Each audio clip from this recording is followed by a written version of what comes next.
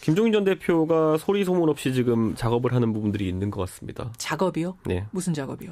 뭐 작업이라고 한다면은 제3지대라는 것을 지금까지 꾸준히 언급하셨고 그를 위한 개헌에 대한 언급도 많이 하셨지만은 그것이 어떤 구호에 그친 경우가 많았다면은 지금부터는 사실상 내가 이재명 시장 뒤에 서겠다라는 첫 번째 액션, 그리고 두 번째로는 앞으로 이 사실상 그 이재명 시장 뒤에 서겠다고 한 사실상의 선언 이후에 나온 이재명 시장의 정치적인 행동들을 봤을 때 뭐 연대 이런 말들이 나오고 있지 않습니까? 그럼 어떤 새로운 하나의 정체를 구축하려는 것이 아닌가. 많은 사람들이 모으고 있다라고 저는 이렇게 모으고 있다. 표현할 수 있는 것이 사실상 이재명 시장이 말했던 박원순 안희정 김부겸과 한우산을 쓰겠다라는 것은 물론 이제 확대 해석을 경계하는 입장에서는 서로 다른 얘기를 하겠지만 사실상 야당 내에서 문재인 후보와 겨룰 만한 어떤 정체를 만들겠다는 거거든요. 네, 힘을 키우겠다, 맷집 키우겠다 이렇게 표현하셨어요. 그렇죠. 그건 받아들여죠. 그러니까 그러다 보니까 아무래도 뭐 이 부분에 대해 가지고 뒤에 그러면 이제 정치 세력화가 필요한데 세력화를 위해서는 더불어민주당 내에서 어느 정도 좀 표현이 이상하긴 하지만 지분을 가지고 있는 분이 있어야 될 것이고요. 조직을. 네, 그런데 가장 이제 떠오르는 게 지금 더불어민주당 내에 물론 그 친문계라고 하는 분들도 있겠지만은 반대로 이 손학규 의원을 좀 친하게 지내는 분들 그리고 또 김종인 대표가 이번에 전문가로서 영입한 분들 이런 집단들이 존재하기 때문에 이 집단들이 아마 손잡을 거다. 손잡고 어떤 다른 어떤 지향점을 내세운다면은 정계에 변화가 올 수도 아마 있을 겁니다. 더불어민주당 안에서요? 아니면 제3지대로 나가서요? 그러니까 많은 분들이 하시는 말씀이 뭐냐면 김종인 대표가 이제 비례대표 의원의 신분이기 때문에 당을 박차고 나가기는 어려울 것이다라고 하는 분들도 있는데 그렇죠. 그거는 김종인 대표를 너무 과소평가하는 겁니다. 예. 그래요? 대선 국면이 시작되면요.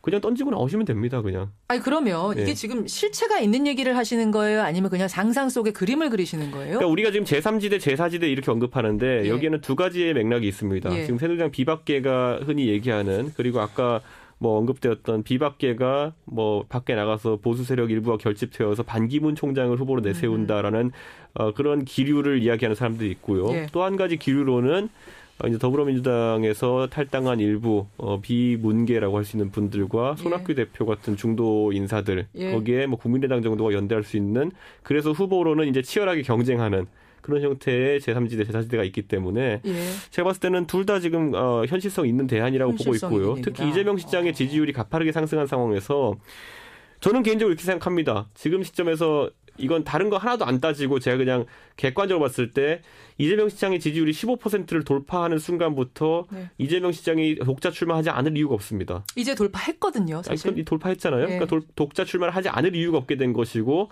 공교롭게도 그 시점에 여러 전략가들이라든지 아니면은 여러 연대 언급이 나온다는 거는 꽤 유의미한 움직임으로 좀 보고 있고 그래요? 이걸 한번 살펴보시면 돼요. 지금 보시면 정치 지형상 이번 대선에 보수가 약간 어렵다라는 인식이 지금 있습니다. 그렇죠. 그래서 진보가 이번 선거 이기 쉽다는 인식이 있으면은 거꾸로 뒤집어 봤을 때 보수가 아주 우세하다고 생각하는 선거에서 발생했던 일이 뭐냐면은 15%가 넘을 것 같으면 사람들이 거의 기본으로 출마합니다. 그게 이인재 후보였고요. 그다음에 그게 이회창 후보였습니다. 그러니까 그런 일이 이번에도 일어나지 말란 법이었다. 이번엔 반대에서 물론 이런 경험이 진보 쪽엔 적긴 하지만은 반대에서 나올 수 있다라는 것이 현실인 거죠. 자, 장하나 의원님 어떻게 보세요? 이재명 시장이 이런 정도의 파죽지세로 지지율이 올라선다면 김종인 전 대표와 손을 잡고 독자적으로 싸워볼 이런 그림도 생각할 수 있다.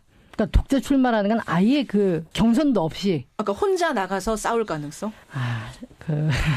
제가 보기에는 지금 이재명 시장의 15%는 또 민주당 정치인으로서의 이런 아시겠죠? 개인 이재명은 없는 거거든요. 근데 그렇게 개인 이재명은 없다라는 발언이 이게 논란이 있을 수 있겠습니다. 제 생각엔 이재명 시장의 지지율은 오히려 개인적인 어떤 능력에 의한 것이 좀 큰 것 같고요. 그 두 분이 거기에 대해서 의견이 갈리시네요. 그러니까 이 지지율의 실체는 무엇인가? 한 가지만 짚어보자면 이제 쉽게 얘기 드리면 나는 민주당 이런 어떤 정당 이런 내 당적 없이도 난 장하나야 이럴 수 없다고 생각합니다. 그거는 정치적으로 너무 오만한 자세고 또 그 지지자들에 대해서도 좀 무책임한 자세다. 근데 전 이재명 시장님은 그런 분이 아니라고 생각을 합니다. 당을 떼고 이재명을 생각할 수 없다라는 게 아니요. 제가 아까 열거한 분들 예를 들어 이회창 후보 무소속 나가서 15% 받았고요. 그리고 이인재 후보도 그렇게 받았습니다. 그러니까 이거는 특정 시점에 도달하면요, 그 개인기가 당연히 들어가 있다 봐야 되는 부분이 있고요. 알겠습니다. 어쨌든 이제 이준석 의원 같이 생각하는 그런 평론이 야권 분열을 조장한다 해서 지금 야권에서는 계속 술렁이고 있다는 건 아시죠?